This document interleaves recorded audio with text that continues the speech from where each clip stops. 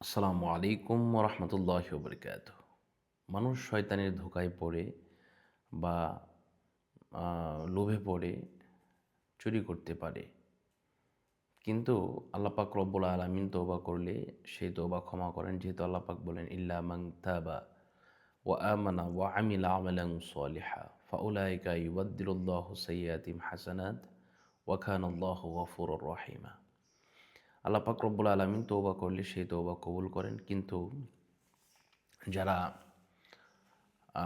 অসাধু, যারা কবিরাজ, তান্ত্রিক, তারা কিন্তু চাল পরা, আয়না পরা, রুটি পরা, বাটি চালান, এই সমস্ত কিছু কিন্তু আপনার দিয়ে মানুষকে ঘায়েল করে, মানুষের একেবারে জ্বালিয়ে পুড়িয়ে সারকার করে দেয়, মানুষকে এমন অবস্থা করে দেয় যে একেবারে সে মৃত্যুর শয্যায় পর্যন্ত চলে যায়। এজন্য যে খুবই একটি মারাত্মক বিষয়, যেটাকে বলে বশীকরণ বা বান দেওয়া, বান মারা যেটাকে বলে, কুফরি কালাম। এটা আল্লাহ রসুল সাল্লাল্লাহু আলাইহি ওয়াসাল্লামকেও অ্যাটাক করা হয়েছিল।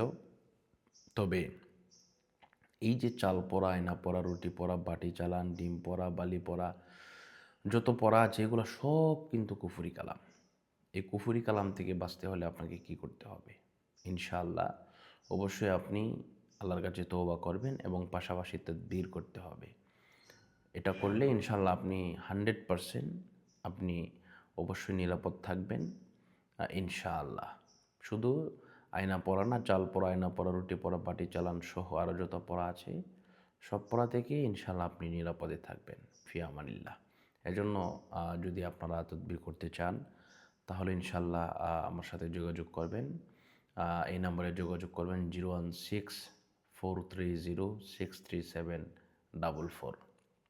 তবে আপনাদেরকে আমি বলছি যে শুধু তওবা করলেই যে হবে বিষয়টা এরকম নাই। যেহেতু আপনার তারা কুফরি কালাম করে, এজন্য তদবির করতে হবে।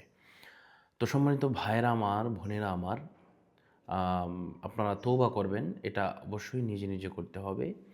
এটা যদি পারেন আরবিতে এভাবে করবেন, আস্তাগফিরুল্লাহ রাব্বি মিন কুল্লি যামবি ওয়া আতুবু ইলাইহি লা হাওলা ওয়ালা কুওয়াতা ইল্লা বিল্লাহিল আলিয়্যিল আযীম।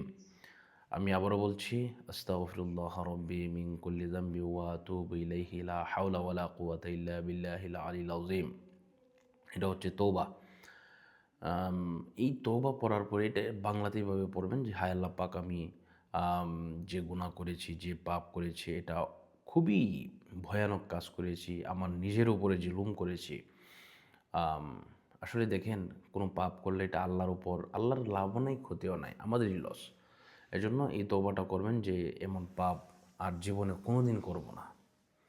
যতদিন বেঁচে থাকবো এমন ধরনের পাপ আর কোনোদিন করব না। আয় আল্লাহ পাক, আপনি আমাকে ক্ষমা করুন, মাফ করুন। এই এটা যখন প্রমিসটা যখন আল্লাহর কাছে করবেন, তখন আল্লাহ পাক ক্ষমা করবেন ইনশাআল্লাহ। আর তদবির করার জন্য ইনশাআল্লাহ ফোন দিবেন, ইমোতে অথবা হোয়াটসঅ্যাপে যোগাযোগ করবেন। ফোনে না পেলে ইমোতে অথবা হোয়াটসঅ্যাপে যোগাযোগ করবেন। আল্লাহ পাক কবুল করুন, মঞ্জুর করুন, সে প্রত্যাশা করে বিদায় নিচ্ছি। আসসালামু আলাইকুম রহমতুল্লাহ।